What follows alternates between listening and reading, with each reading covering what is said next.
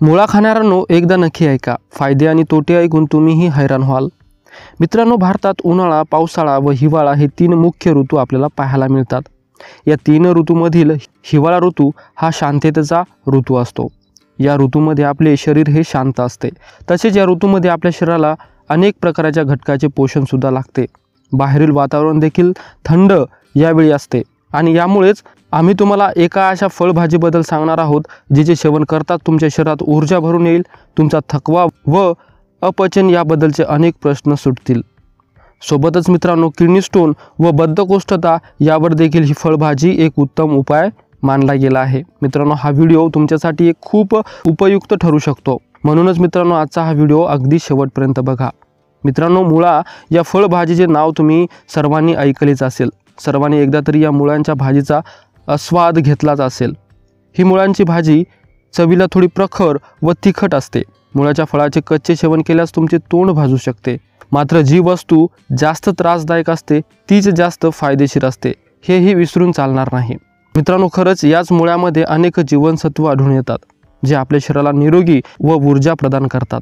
या मुळाच्या भाजीचे सेवन केल्यास तुमचे पचनतंत्र एकदम मजबूत बनते। मुळाचे सेवन केल्यास तुम्हाला कधीच पोटाचा विकार होणार नाही। तुमचे पोट सकाळी शौचास नीट साफ होईल। सोबतच बद्धकोष्ठता व किडनी स्टोन यासारख्या विकारांना देखील हा मुळा आपल्या शरीरातून नष्ट करतो। मित्रांनो, तुम्हाला स्टोनचा त्रास असेल तर मुळाचा आठवड्यातून 4 वेळा सेवनाने तुमच्या किडनीतील स्टोन हा पाण्यासारखा वितळून जाईल।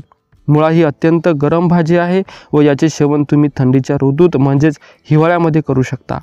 हिवाळ्याच्या ऋतूमध्ये बाहेरील निसर्गाचे वातावरण हे अतिशय थंड असते आणि अशावेळी जर तुम्ही तुमच्या शरीराला गरमी प्रदान केली नाही तर तुम्हाला हृदयविकाराचा झटका देखील येऊ शकतो। म्हणूनच साधा सोपा उपाय, मुळ्याच्या भाजीचे सेवन तुमच्या शरीराला ऊर्जा देईल, ज्याने तुमच्या शरीराचे बाहेरील थंडीपासून रक्षण होईल। मित्रांनो, मुळा एक कंदमुळ आहे।